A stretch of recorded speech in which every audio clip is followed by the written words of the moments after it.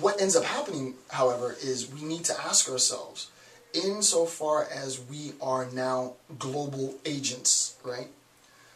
What are we going to be agents for, right?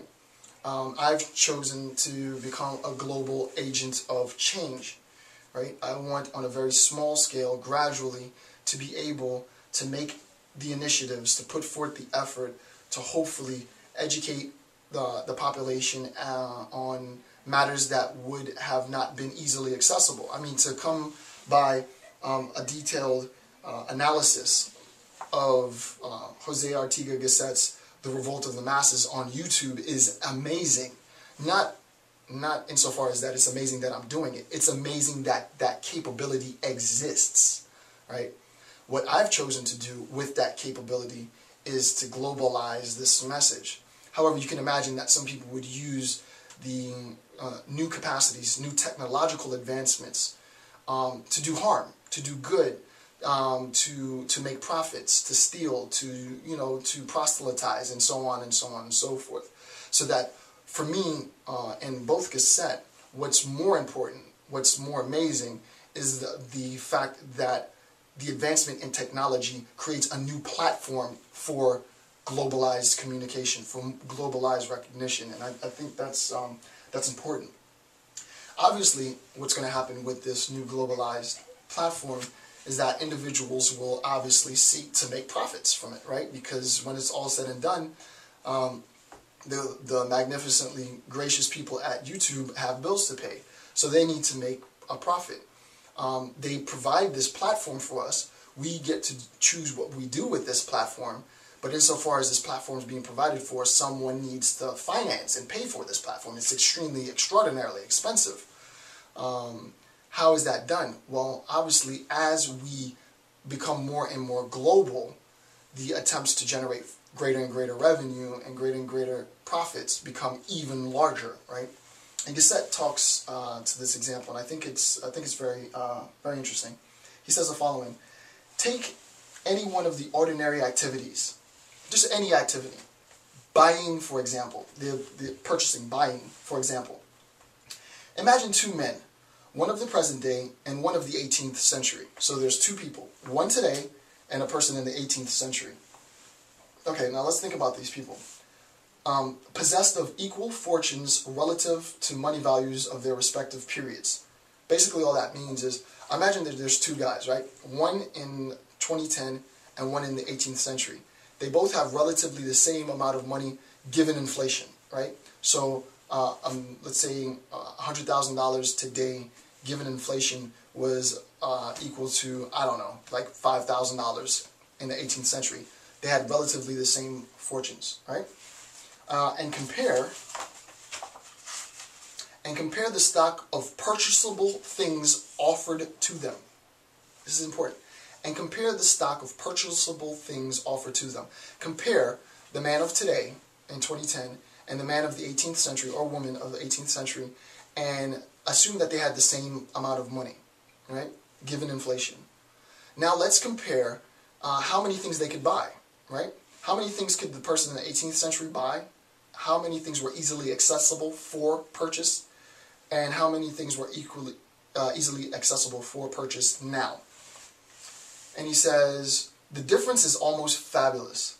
The range of possibilities opened out before the present-day purchaser, the man of today, has become practically limitless. Practically limitless. It is not easy to think of and wish for anything which is not to be found in the market. Okay, the first thing to recognize is that everyone is immediately assuming, if you've done any reading in philosophy, that he's starting to have a Marxist bend, and it's like, well, I've already heard this, right? He's going to do a Marxist critique now. He's not. If you were to read that and to think that he were merely to do a Marxist critique, that where there's an increase in profit, there's an increase in product, where there's an increase in product, there's an increase in the ability to purchase items, and where there's an ability to purchase items, there's increased consumption, you'd be wrong. He's not going to do a Marxist spin. What he does is, as far as I'm concerned, it's the greatest pivot that I've ever seen in philosophical argument. He starts with this account, right? Compare two people, one today, one in the 18th century. they both have relatively the same money.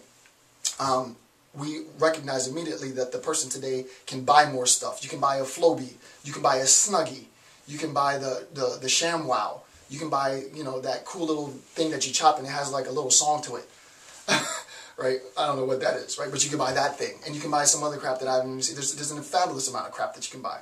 But he's not going to do this Marxist critique. Let's see where he takes this idea. He wants to describe what effect that has. What does that fact have? Okay, so that's the fact. Okay, the guy today has more stuff that he can buy than the guy of a century before, or a few centuries before. What effect does that have? This is what he says. To say that we live is the same as to say that we find ourselves in a general atmosphere of definite possibilities. To say that we live is to say that we find ourselves in an atmosphere of definite possibilities. And I'm going to draw this out in a second because this is a bit more complicated. This atmosphere, that atmosphere of possibility is what he's talking about, we generally call our circumstances, right? Our circumstances is an atmosphere of possibility. Right? So what is my circumstance right now? Let's take a look at this. Here I am in 2010. Here's the man of the 18th century.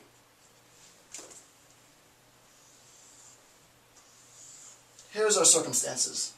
So our circumstances are shared. C-I-R-C-U-M-S-T. We have our circumstances. Here I am in 2010. Here's the man of the 18th century. Here are the possibilities of things that I can purchase right now. And let's say that's the totality of the possibilities. And here are the totalities of the possibilities, roughly, of the things that can be purchased then. I have the ability to purchase more now than I had the ability to purchase then, right? Just for visual sake, this is what he's saying. Today, I can purchase this, and the total possibility of these things is sort of the nature of my circumstance. The man of the 18th century here has the possibility to purchase significantly less, given the same amount of money, right? Okay, now what does he say? He says, this atmosphere we generally call our circumstance. All that life means is finding oneself in a circumstance, right? What is your particular circumstance? Okay. Or in a world around us. For this is the fundamental meaning of the idea world. So what is the world, according to Gasset? And this is a powerful definition. The world is the sum total of our vital possibilities.